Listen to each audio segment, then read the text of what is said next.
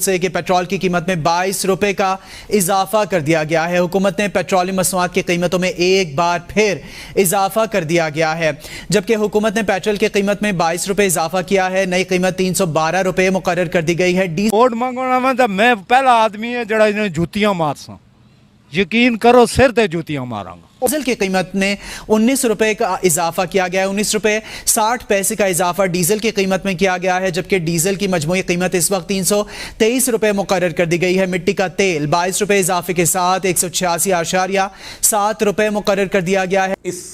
इस ऑफिस को जब तक आप ठीक नहीं करेंगे, इस ऑफिस के लोगों को जब आप कटहरे में खड़ा करके इस ऑफिस को तब्दील नहीं करेंगे, इसकी तथहीर नहीं करेंगे, यहाँ ठीक लोग नहीं आएंगे, हमारी तमाम उम्मीदें ख़त्म हैं, हमारी तमाम उम्मीदें नहीं आगे नहीं चल सकती।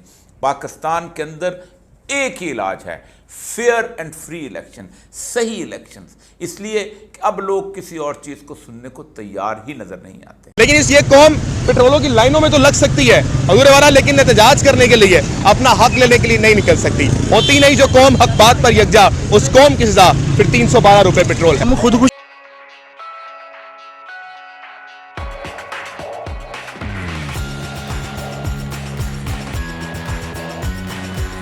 इस वक्त पाकिस्तान जो है बहरानों की जद में है, और उस बहरानों की जद के अंदर पाकिस्तान की कैफियत बिल्कुल उस तरह की हो चुकी हुई है कि जैसे एक लैंडस्लाइडिंग आ रही हो और सड़क बंद होने वाली हो, तो इंतज़ार करो कि सड़क बंद हो जाए तो फिर हम मिट्टी जो है उसको उखाड़ के हम रास्ता बना देंगे। पाकिस्तान कोलैप्स की सूरत हाल में है। पाकिस्तान के अंदर माशी तौर पर सूरत हाल ऐसी बन चुकी है कि हम इसको संभाल ही नहीं सकते। पाकिस्तान की बदतरीन हालत ये है, जिसके पहले भी मैं कह चुका हूँ कि एक आदमी 25,000 रुपये तनख्वाह लेता है, उसका 25,000 ही अगर बिल आता है बिजली का, तो उस पर 13,000 उसके अंदर वो टैक्स देता है। 25 करोड़ कमाने वाले से आप 5,000 भी टैक्स नहीं लेते, और 25,000 कमाने वाले से आप 13,000 के करीब टैक्स लेते हैं।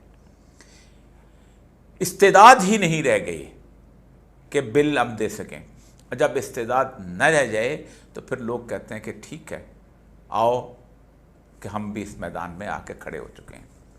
ख़ुदकुशी करने वालों के बारे में कहा जाता है कि ये वो लोग होते हैं कि अपने एतमाद की इंतहा पर होते हैं। इनको अगर वो एतमाद जो अपनी जान लेने वाला है, ये अगर मिल जाए तो ये दुनिया में पत्थर फाड़ कर नहर निकाल दें, पहाड़ चीर दें, ये आसमानों पर कमंड डाल दें। इस खुदकुशी करने वाले लोगों को जो इस तरफ इस वक्त निकले हुए हैं, जो इस कैफियत में हैं, अगर ये एतमाद मिल गया कि नहीं, हम इससे पहले कि हम अपने आप को ख़त्म करें, इससे पहले कि हम सड़कों पर निकलें, हम इस ऐवान को तबाह व बर्बाद कर दें, तो बहुत खौफनाक होगा। गली मोहल्लों में लोग सिर्फ बिजली के बिल लेकर चल रहे हैं।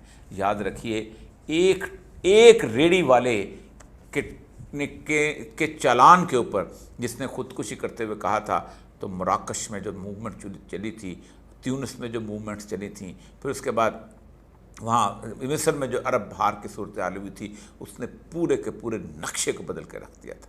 30-30 साल के ज़ैनुलाब्दीन बिन अली जैसे लोग जो थे हुक्मरान थे, ख़त्म हो गए थे। 32-33 साल से जो हुस्न मुबारक बैठा हुआ था वो ख़त्म हो गया था।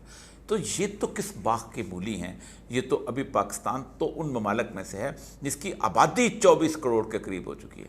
ये तो 3-3, 4-4 करोड़ के मुल्क थे, और उनके मुकाबले में इस्टेब्लिशमेंट की फोर्सेस 7-7, 10-10 लाख थी। यहाँ तो 23 करोड़ के मुकाबले में आप 7-7, 10-10 लाख लोग बैठे हुए हैं। क्या करेंगे आप? आज आपका क्रैश हो चुका है मुकम्मल तौर पर। ये सारे बहरान क्यों आए? एक शख्स की वजह से, और वो शख्स कौन है? Chief election commissioner.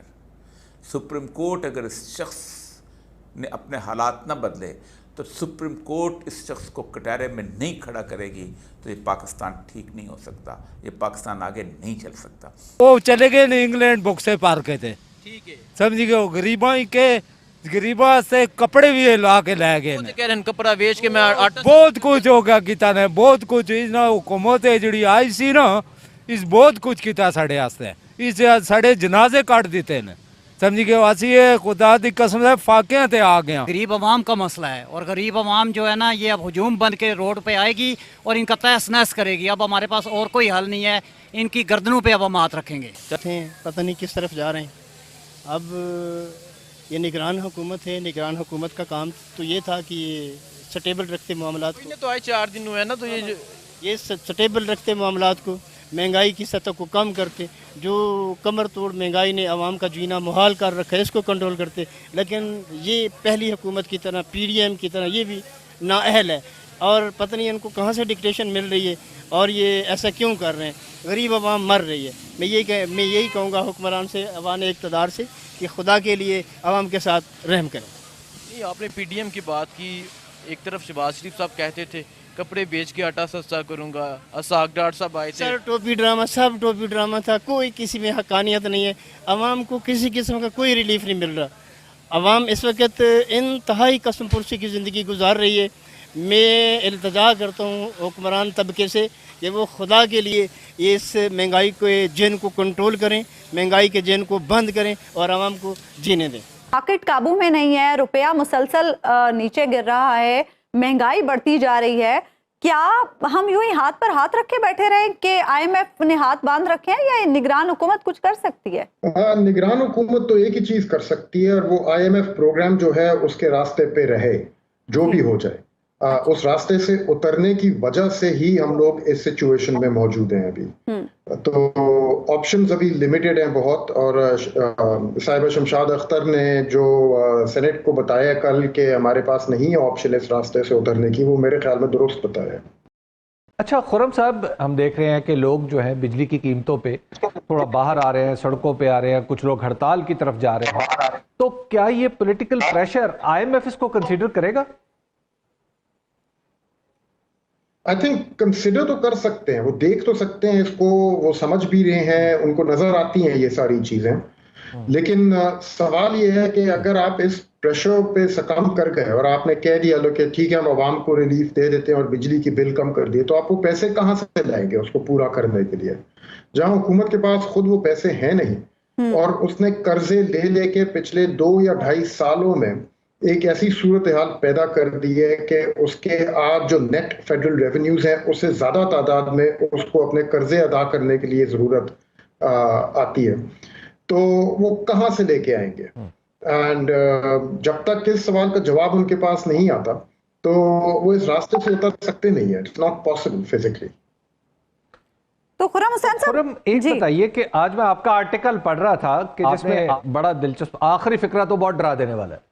आपने कहा है कि अभी जो कुछ आगे आ रहा है उसको कुछ ज्यादा अंडर एस्टिमेट ना करें।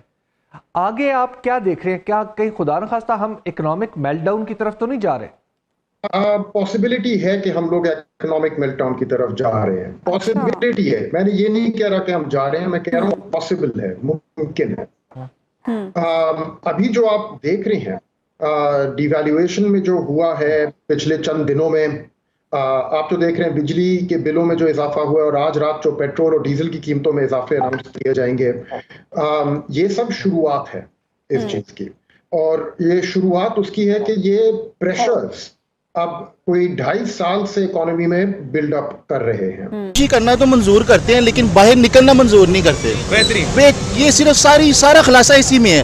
हम मरना मंजूर, यही बाहर निकलेंगे ना सारा हल हो। ये देखिए हम इधर आगे लाइनें लगी हैं और ये सड़कों पे लाइनें लगाए ना, इनके घरों में जाएं, ये हुक्मरानों के घरों में जाएं, सारा मामला ठीक हो। एक शख्स कह रहा था निकलने के लिए, निकलते नहीं थे आप लोग। बस ये फिर ठीक हो रहा है, बेहतरीन, हम इसी काबिल। मैं खुद नून लीग का था, अपने हाथ से पोस्टर वगैरह। अगर उम्मीद की आप बात करें, जो आपका सवाल है उसका ये जवाब, अगर कोई उम्मीद है, कोई नज़र आ रहा है, कोई एक सिग्नल नज़र आ रहा है ना ग्रीन, वो सिर्फ खान साहब है और कोई भी नहीं। जब से